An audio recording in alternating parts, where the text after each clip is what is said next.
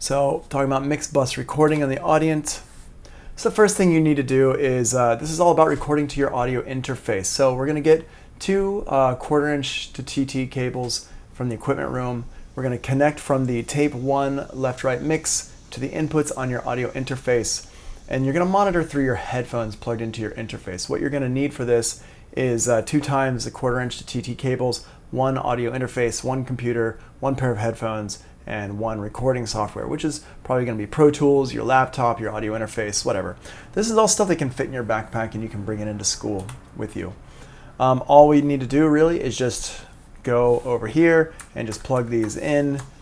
Right here, audio interface inputs, plug out from the tape 1, left-right mix out. Now, this is something we just talked about literally in the other video and 20 minutes ago if you were here, or half an hour ago. It's no different. It's the same thing. The reason why it's in here is because I want to give you 2 options. We got that option there, and the next option here is how to record straight back into the Pro Tools at SAE. So let's say you're at school and you do not want, or you did not bring your computer, or you don't want to bring your computer or whatever, which is understandable. Well, this next setup here is talking about going into the Pro Tools at SAE. So for this one here, we're going to need 2 TT cables, and we're going to connect from tape 1 left-right mix to any 2 tape sends record A inputs. That stuff is up across the top up here. So in this case here, I'm going into the ones over on the right, which are channels 23 and 24. Now, what these across the top are, these tape sends, these are going into inputs, the group outs. These are going directly to the group outputs for our tape machine. So record A in the tape machine. So it's kind of like going into channels over here on the channel path, but instead of being on the channel path here, because this is the stuff that's coming into our board, this is stuff that's going out from our routing matrix. So this is like our routing matrix right here. So what we're going to do for this is go back in here. We're going to plug them into any one of these, 1, 2, 3, 4, 5, 6, whatever. In this case, I plugged them into 23 and 24, which means that, well, we're going to get there. Let me not get ahead of myself. Then we need 2 TT cables connected from any unused channels, probably 23 and 24, play A to tape 1 left-right monitor. We're going to press the tape 1 button in the source select area, number 5 on the Audient master section picture. So let's just open that up real quick. We just had it over here, Audient signal flow. This one here. So remember number 5 down here, that looks like this. We've been talking about this a couple times, but we haven't used it yet. Whoa, whoa. What? Oh, hold on, let me back up so I can see what we're actually doing here. There we go, this part right here. Boom. So the control room source select here, see where it says mix and it says tape 1, tape 2, tape 3, all that? This is where you'd push that button here, tape 1, so we can monitor what's going on in Pro Tools. You want to be careful about this because we can cause a feedback loop with this setup here. If you have channels, if you're coming into channel 23 and 24 from your DAW, if you're listening on channels 23 and 24, you got to make sure that channels 23 and 24 do not have the mix button pressed. You don't want to have that mix button pressed. So 2 TT cables connected from any unused channels, play A on the in your multi-track recorder coming into the tape 1 left-right monitor, and then there you go. So in this case here, I guess actually with it set up like this, I'm trying to picture it in my head right now because it's been a while since I've done this, but I do not think that you actually are in danger of creating a feedback loop with this if you do it like this.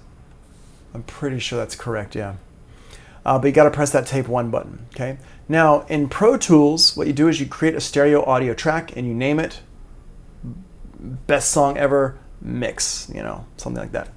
Number 5 is on your inputs on Pro Tools. The channel number is going to be the same channel number from step number 1. Whatever you plug into, that's what your input number is going to be.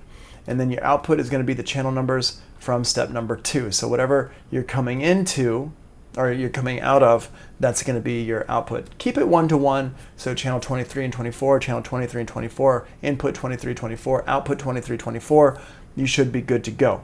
Now you notice that I actually plugged in everything first and then I set up Pro Tools later on. Just make sure your Pro Tools, you don't have anything being used in Pro Tools already as well. So there's a couple things you have to keep in your head. Once you've done it, once you've seen me do it or whatever, once we can actually do it, you should be pretty good to go.